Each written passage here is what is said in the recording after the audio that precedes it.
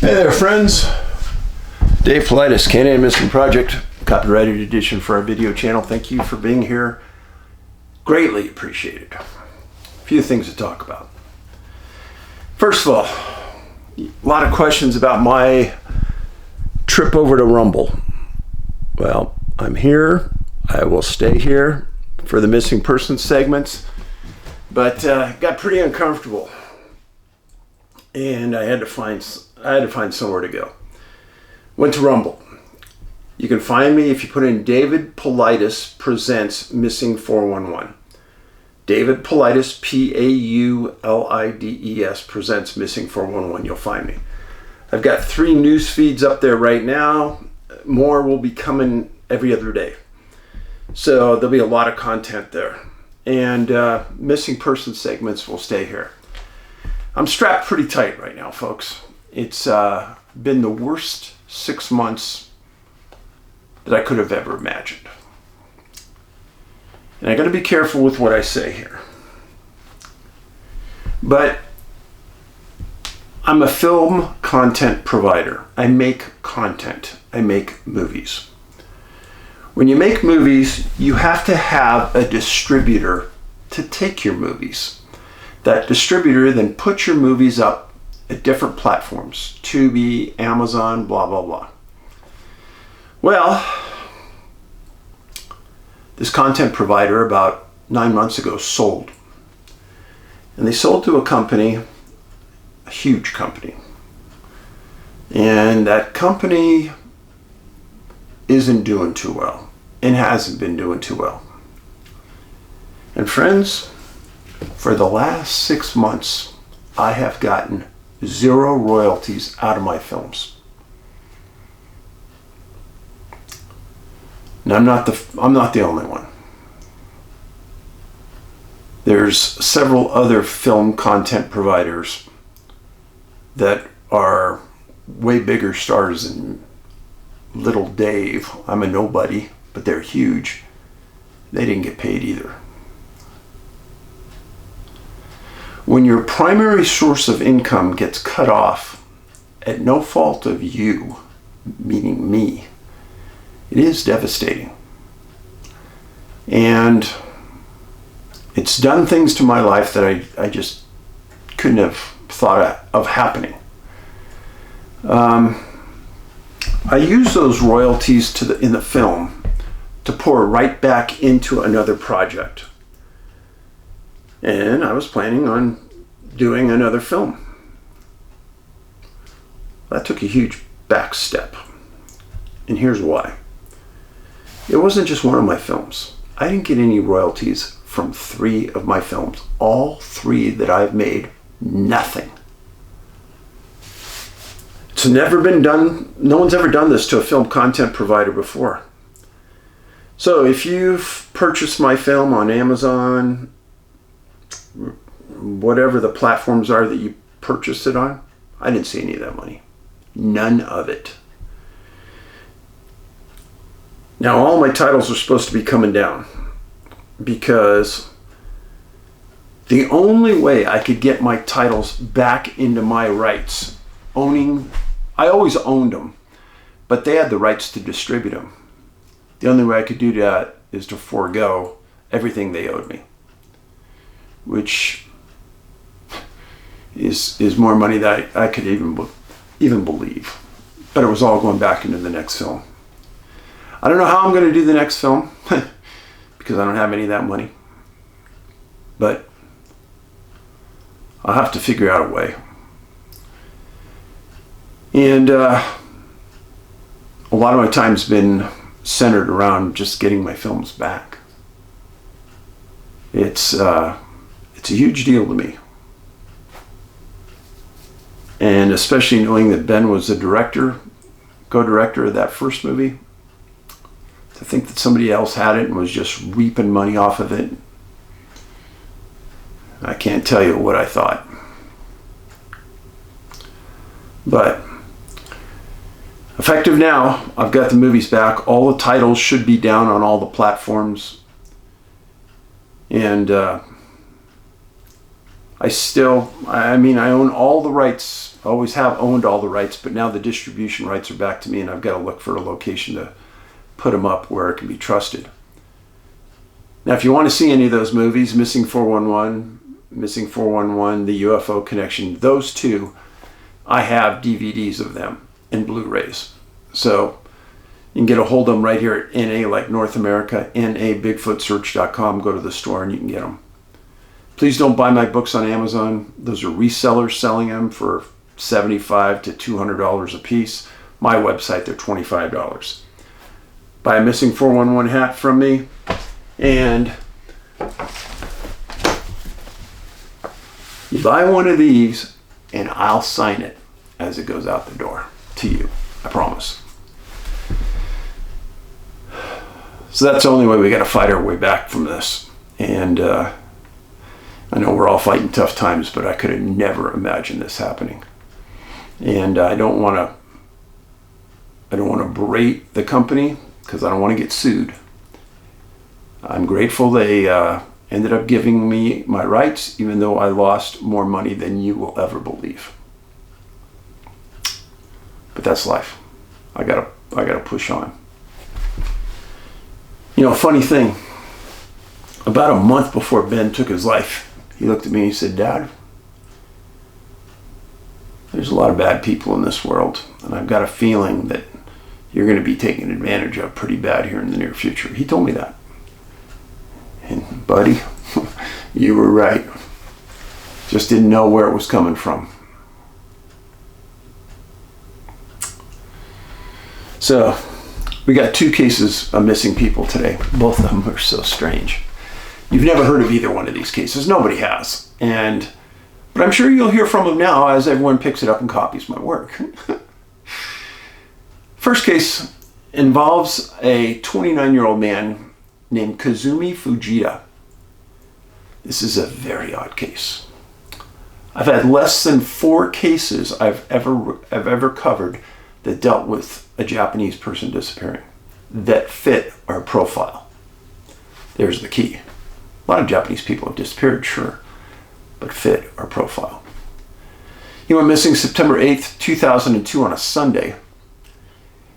And he went missing from White Sands National Monument, New Mexico. Now, national monuments are ran and supervised by the National Park Service. They're essentially a national park, just a different name.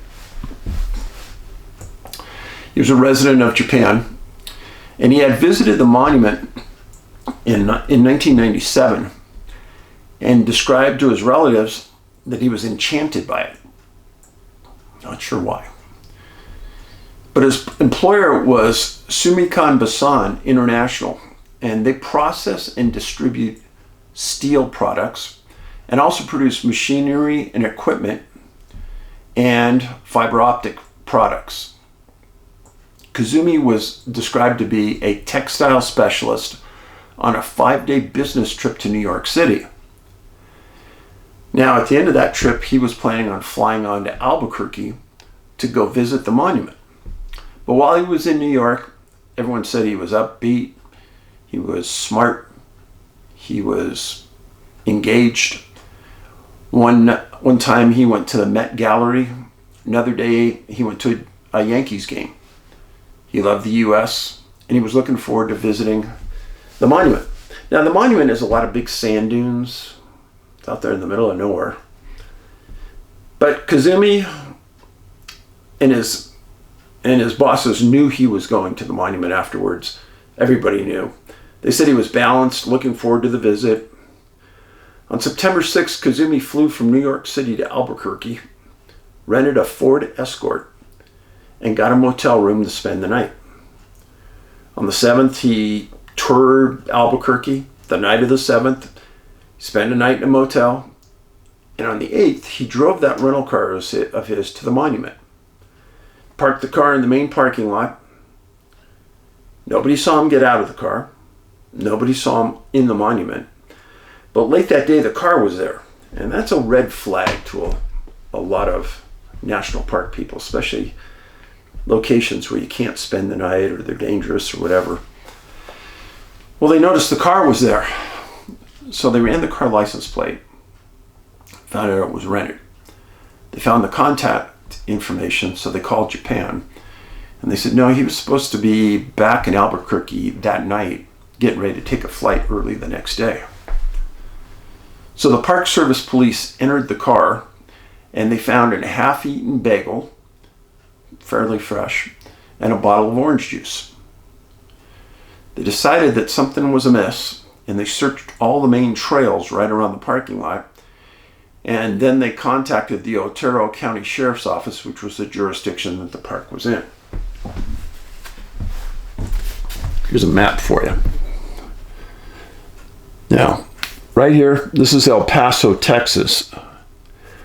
This is the U.S.-Mexico border. This is San Antonio, and this is Albuquerque. This is White Sands. This area is very desolate, very hot in the summer. I don't understand how someone could say it was enchanting, but I've been to a lot of sand dunes. They're interesting, but enchanting? I don't know. So,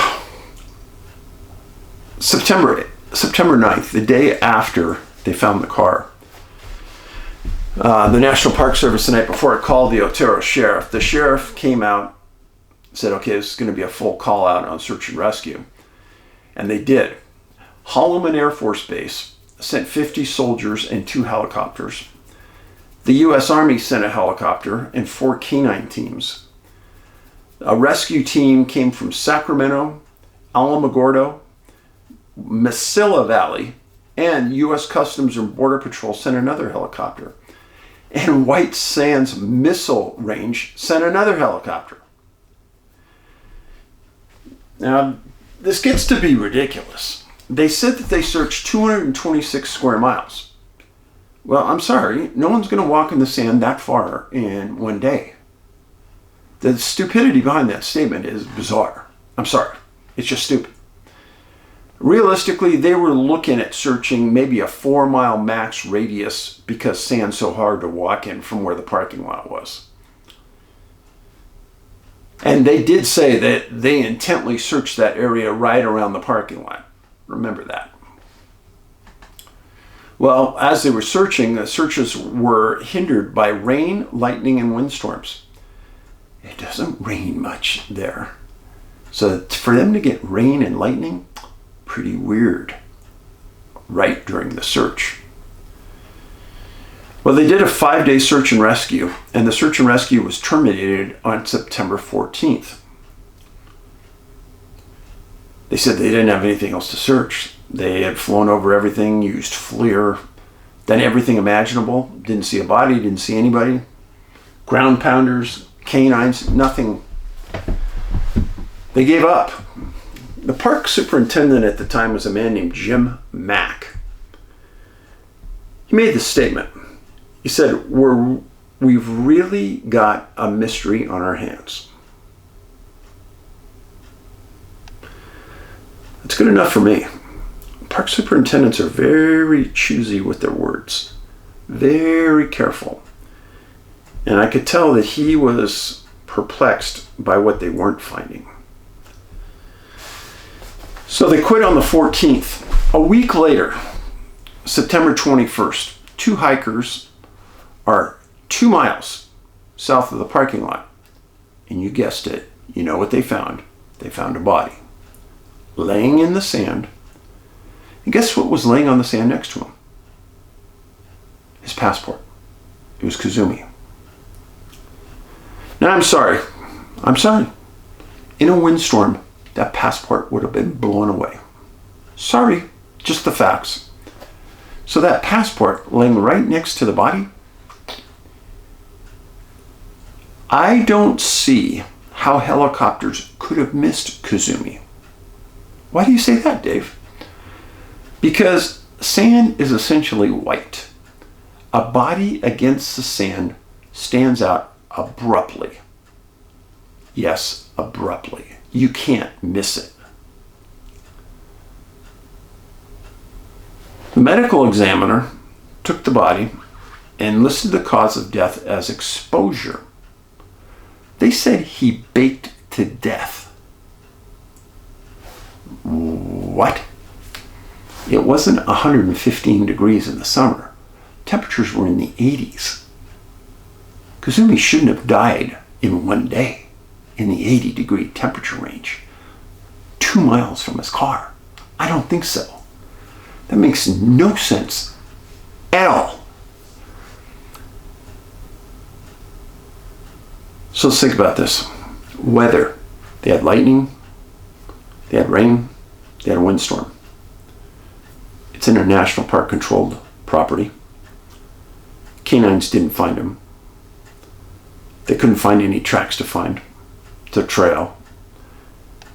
They said he died of exposure, and he was found in an area that had been previously searched for 5 days, and by at least 4 or 5 different helicopters.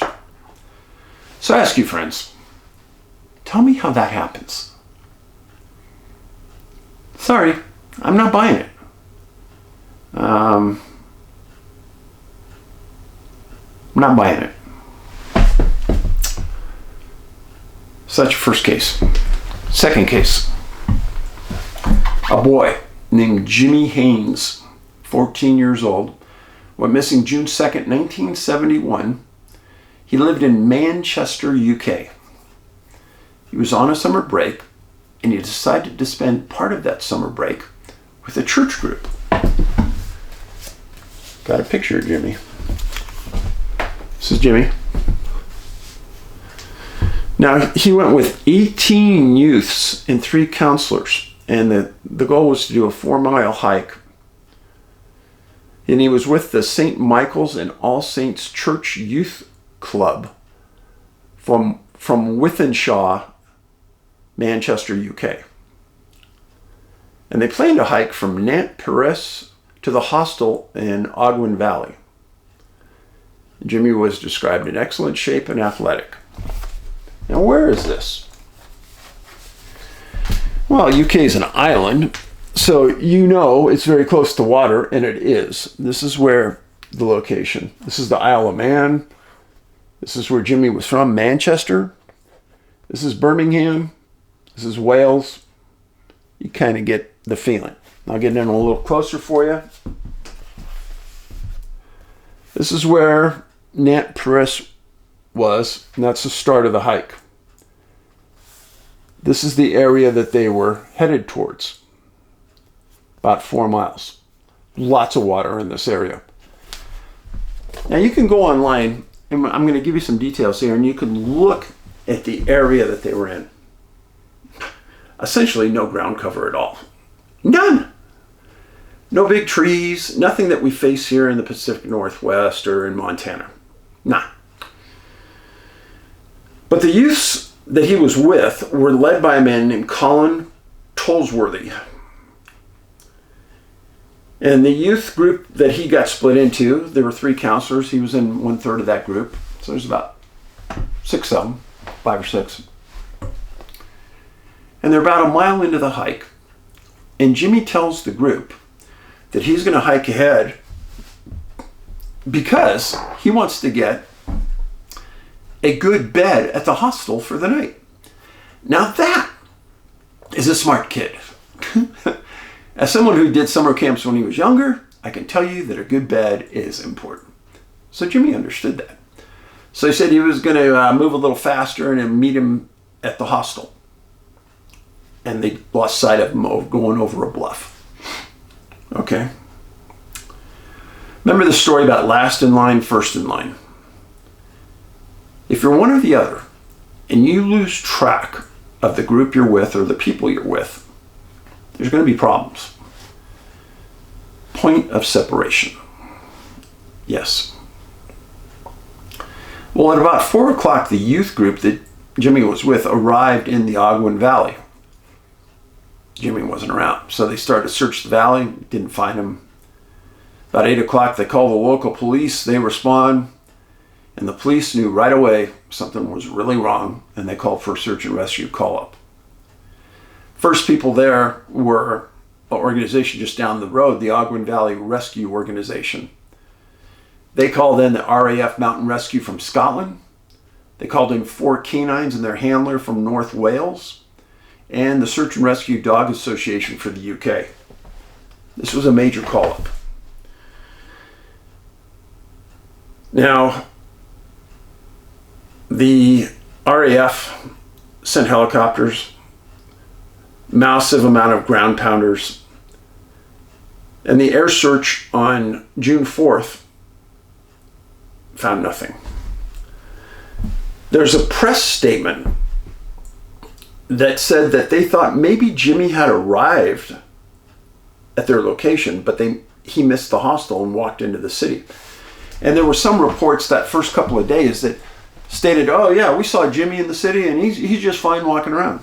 I've told you a million times before, don't believe any of that. I would say 85% of the time it's not true. The person wasn't even in the town. And it was true this time. He was never in that town.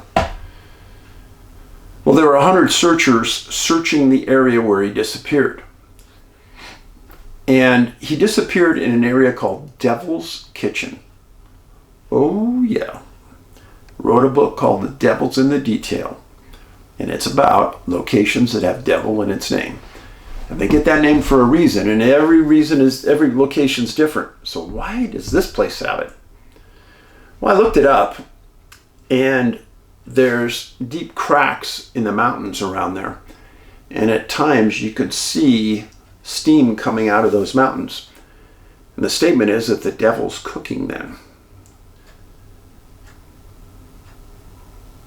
Kind of weird. But they were concentrating in that area. And they even brought in technical climbers. That means people that use pitons, carabiners, and ropes to check cliffs and things. Well, near the middle of June 4th, that day, search and rescue supervisor named Corey Gordon made this statement.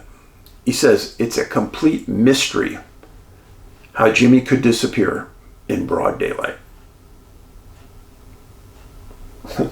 Like I said, search and rescue people don't make statements unless they can back them up. I think he could back it up. I think it was very odd what was going on. Now, they had 100 people on the ground. They had a 4-mile area. Except they knew that they lost Jimmy somewhere between that 1.5 miles and the end. So about 2.5 miles of trail. Now, that 2.5 miles of trail by helicopter in the air could be covered rapidly. Because as you're flying up and you're looking down, a body on the ground in that area stick out pretty well. And if you've got FLIR, the body's still warm, they should have picked that up on FLIR. So why they didn't, I have no idea. Or why they couldn't, I have no idea. But June 5th, late in the day, part of the search team found a body below a cliff in the Devil's Kitchen, exactly where they last saw him. They said he fell 300 feet to his death. It had been in an area that had been searched several times in the day before. Then suddenly they see the body. What? How's that possible? What about the canines? Why didn't they pick up the body? Like I said, this doesn't happen, folks, unless there's something unusual happening. Now, a lot of times it seems that people disappear in church groups, as is this case. First or last in line, like I spoke about earlier. Point of separation. I've said it a million times. It's almost as though someone, something, somewhere is watching a group, waiting for some person to separate so something bad can happen. It happens all the time. Devil's in the name. Devil's Kitchen. Kind of odd that Jimmy disappeared and was found right there. And we got the statement of the search and rescue supervisor. And the idea that he fell. And that there was water everywhere around there, lakes and things. Now, I'm going to take you back to Missing 411, the UFO Connection. If you haven't seen that, then it's probably not going to make sense what I'm going to say. In that, a man claimed he was abducted with physical evidence that there usually is not in abduction cases. And then he stated that he was dropped on a hillside and rolled and hurt his shoulder. The number of cases I've had that I've never talked to you about where somebody has fallen to their death is off the chart. I think it's very odd that days after Jimmy disappears, he's found right where everyone thought he should have been, and everyone was searching but couldn't find him. So how does that happen? With the amount of technology we have today, I find it nearly impossible for this to happen continually over and over again. I don't know what to say. It's frustrating. Very frustrating. If you're hiking, stay with your friends. Don't separate. If you're hunting, stay with your friends. Don't separate. Now, a couple things I want to talk about regarding my channel. You see, a lot of you believe that the only good content is the one I just put up. Friends, the content I put up 2 years ago is as good or better than the content I put up today. And I have over 600 videos here on this channel that you're watching right now. If you look on the bottom left of your screen, it says K&M Missing Project. You click on that, that'll take you to all my videos. I would greatly appreciate if you would watch them, because I get credit for that time that you're watching. It doesn't matter which video you watch. Even if you're not watching it, let it play in the background as you're doing housework or you're fixing the car. It helps me a lot. Now on this channel, I've got a 20 segment Bigfoot class. A lot of you guys know about that. There's also Skinwalker Ranch reviews of their series.